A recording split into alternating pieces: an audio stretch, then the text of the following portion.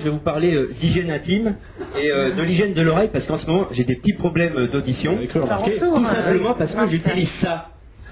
Le coton-tige. Effectivement, le coton-tige qu'on utilise quotidiennement a un gros inconvénient. C'est-à-dire que lorsque l'on se nettoie l'oreille, je vais vous montrer, eh bien, on tasse le cérumen au fond de l'oreille et ça fait un bouchon. D'où des bourdonnements, des problèmes d'acuité auditive, une altération possible de l'équilibre. Eh bien moi, aujourd'hui, je vous apporte la solution. La solution, c'est la bougie auriculaire. La bougie auriculaire. Alors c'est une bougie, là.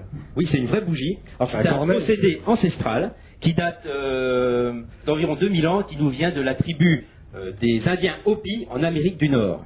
Alors, je vais vous la faire passer si vous voulez la voir. Vous en êtes servi avant peut-être, non? Pas encore, non, elle est neuve celle-là. Alors cette bougie, le principe, on l'introduit. On s'allonge sur le côté et on l'introduit dans l'oreille. On l'introduit dans l'oreille, on l'allume et la chaleur qui est produite par la bougie liquéfie le cérumen. Ensuite, sa forme conique et creuse permet de faire un effet cheminée, ce qui aspire donc le cérumen à l'intérieur de la bougie. Mais c'est pas un peu dangereux de mettre ça allongé? Imaginez, vous êtes dans votre lit avec la flamme. Vous non, parce que c'est livré avec un petit réceptacle de sécurité. Donc quand on allume la bougie, on ne peut pas se brûler. Mais il faut quand même faire attention quand on l'utilise. Alors cette bougie a plein de... On va faire ça dans une grange avec de la paille, par exemple. Non, il vaut mieux éviter. Par contre, cette bougie a énormément de bienfaits. Premièrement, bien entendu, elle nettoie l'oreille en profondeur, mais elle rétablit aussi la tension dans les tympans. Et troisième effet bienfaisant, cela équivaut à une séance de relaxation. En effet, la chaleur produite par la bougie permet d'agir indirectement sur des points d'acupuncture. Et il est conseillé d'ailleurs, après une séance de nettoyage, de se reposer environ 10 à 15 minutes.